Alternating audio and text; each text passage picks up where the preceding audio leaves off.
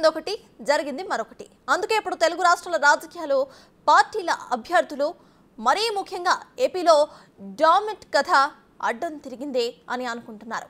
నెలలోపు election process complete అవుతుందని భావించిన వారికి గట్టి షాకే ఇచ్చింది ఎన్నికల సంఘం. లాంగ్ గ్యాప్తో ఆర్థికంగా చితికిపోతామని టెన్షన్ పడుతున్నారు.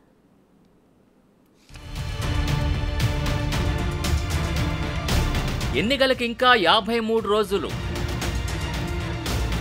సుదీర్ఘ ఎన్నికలతో ఎవరికి లాభం, ఎవరికి నష్టం? టైం రావడం ప్లస్సా మైనస్సా? ఆర్థికంగా చితికిపోతామని భయం. ఎన్నికలకు ఊహించిన దానికంటే ఎక్కువే టైం ఉంది.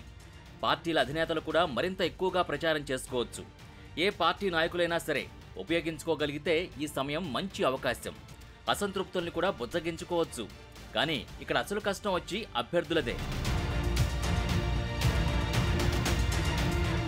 వాస్తవానికి ఏప్రిల్ మొదటి వారంలో నోటిఫికేషన్ వస్తుందని అంతా భావించారు. ఏప్రిల్ చివరి వారంలో పోలింగ్, మే ఫస్ట్ వీక్లో రిజల్ట్స్. ఇలా లెక్కలేసుకున్న లీడర్స్ అంతా ఇప్పుడు బాప్రే అంటున్నారు. డామిట్ కథ అడ్డం తిరిగిందని వాపోతున్నారు. మరో 2 నెలలు వేచి ఉండండి అంటూ ఈసీ చెప్పిన ఆ చల్లటి కబురు అభ్యర్థుల్ని టెన్షన్ పెట్టిస్తోంది. ఇంటికెళ్లి సౌండ్ రాకుండా కుమిలి కుమిలి అడుస్తున్నారు. మే 13న ఎన్నికలు, జూన్ 4న కౌంటింగ్ అని ఎలక్షన్ షెడ్యూల్ వచ్చి రాగానే తెలుగు రాష్ట్రాల్లో మిక్స్డ్ ఫీలింగ్స్. మొదట్లో ఎగిరి గంతులేశారు లీడర్లు. ఎన్నాళ్ళో వేచిన ఉదయం ఈనాడే వచ్చెనుగా అంటూ ఆ కాసేపు సంబరాలు చేసుకున్నారు. ఆ తర్వాత ఒకరి మొహాలొకరు చూసుకుని తెల్ల మొహాలేశారు. కారణం పోలింగ్ కోసం మరో 53 రోజుల సుదీర్ఘకాలం వెయిట్ చేయాల్సి రావడం. ఆల్మోస్ట్ 2 నెలల పాటు ఓటర్ల చుట్టే చక్కర్లు కొట్టాలి. కనపడ్డ చోటల్లా చేతులెత్తి మొక్కాలి. అదొక తీయటి నరకం, ఎవరికీ చెప్పుకోలేని కష్టం.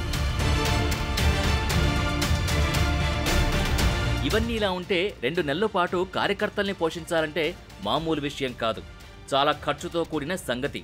వాహనాలు, మందు, ఫుడ్ ఇవన్నీ కలిసి ఖర్చు ఓ రేంజ్లో ఉంటుంది. ముందుగా అంచనా వేసుకున్న బడ్జెట్ దాదాపు డబుల్ అయిపోతుంది. వెనక ఉన్న జనాల్ని జాగ్రత్తగా చూసుకుంటూ ఉండాలి.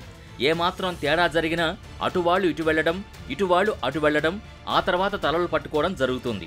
అయితే అంత డబ్బు ఖర్చు చేసి గెలుస్తామా అంటే అది చెప్పలేం. సర్లే, గెలిచిన వాళ్లు మళ్లీ ఎలాగోలా సంపాదించుకుంటారు. మరి ఓడిన వారి సంగతి ఇక చెప్పనక్కర్లేదు. నిన్న మొన్నటిదాకా టికెట్ వస్తుందో రాదో తెలియదు. ఇప్పటికే కొన్ని చోట్ల ఏ పార్టీ పోటీ చేస్తుందన్న క్లారిటీ లేదు. ఎలాగోలా బీఫారం తెచ్చుకుని నెలన్నరలో చావోరేవో తేల్చుకుందామనుకుంటే ఇప్పుడు 2 నెలల పోరాటం తప్పనిసరైపోయింది. కొందరైతే నియోజకవర్గంలో తాయిలాల పంపకం కూడా షురూ చేశారు. గిఫ్ట్ బాక్సులు పంచిపెట్టిన వాళ్లంతా ఓటర్లు తమ గుప్పెట్లోనే ఉన్నారన్న భరోసాతో గడుపుతున్నారు. కానీ మళ్లీ మనసు మార్చుకుని చేజారిపోకుండా, మరో పార్టీ వైపు చూడకుండా తటస్థ ఓటర్స్ని కంటికి రెప్పలా మే 13 దాకా కాపాడుకుంటూ రావాలి. వీళ్ళను బట్టి ఓటర్ల ఇంటి చుట్టూ ప్రదక్షిణాలు చేయాలి. ఇందులో పార్టీ అధినేతల అవస్థలు కూడా తక్కువేమీ లేవు. ఊరూరా తిరిగి ప్రచారం చేసుకోవడానికి కావాల్సినంత టైం దొరికిందని సంబరపడిపోవాలా? 56 రోజుల పాటు ఈ పోరాటం నాన్ స్టాప్గా చేయాల్సిందేనని వేదన చెందాలా? అర్థం కావడం లేదు. మొత్తంగా ఏపీలో 16 అసెంబ్లీ, 17 లోక్సభ స్థానాల్లో టీడీపీ, 14 అసెంబ్లీ, 2 లోక్సభ స్థానాల్లో జనసేన, 10 అసెంబ్లీ, 6 ఎంపీ స్థానాలకు బీజేపీ ఇంకా అభ్యర్థుల్నే ప్రకటించలేదు. అభ్యర్థుల పేరు ఖరారు చేయడం ఒక ఎత్తైతే వాళ్లతో నియోజకవర్గాల వారీగా ఎదురయ్యే అసమ్మతుల్ని చల్లార్చడం ఇంకో ఎత్తు. 2019లో నోటిఫికేషన్ వెలువడగానే ఏప్రిల్ 11న పోలింగ్ జరిగింది. పెద్ద గ్యాప్ ఏమీ రాలేదు. ఒక్కొక్క ఓటర్ని దాదాపు 2 నెలల పాటు జాగ్రత్తగా చూసుకోవాలి. ఇది అత్యంత ఓపికతో కూడిన విషయం. పైగా చాలా ఖరీదైన వ్యవహారం. అంచనా కంటే మించి మరికొన్ని నోట్ల కట్టలు బయటికి తీయాలి. ప్రచారంలో ఖర్చు పెట్టాలి. కార్యకర్తల్ని మేపాలి. అవసరాన్ని బట్టి ఓటర్ల మీద కుమ్మరించాలి. ఇటీవల జరిగిన 11 అసెంబ్లీ ఎన్నికల్లో భారీగా నగదు పట్టుబడింది. ఒక్క తెలంగాణలోనే 778 కోట్ల విలువైన వస్తువులు, నగదు సీజ్ అయ్యాయి. గుజరాత్లో దొరికిన 802 కోట్లతో పోల్స్తే తెలంగాణ సెకండ్ ప్లేస్లో ఉంది. ఇదే విషయాన్ని మొన్నటి ఈసీ ప్రెస్ మీట్లో వివరించింది.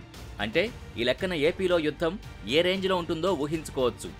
అయితే తెలంగాణ, గుజరాత్లో ఇదంతా అధికారిక లెక్క. ఇక దొరకకుండా పంచింది ఎంతనో ఊహించడం కష్టమే. అదే ఏపీలో అయితే ఇక ఖర్చు తడిసి మోపడవడం ఖాయం.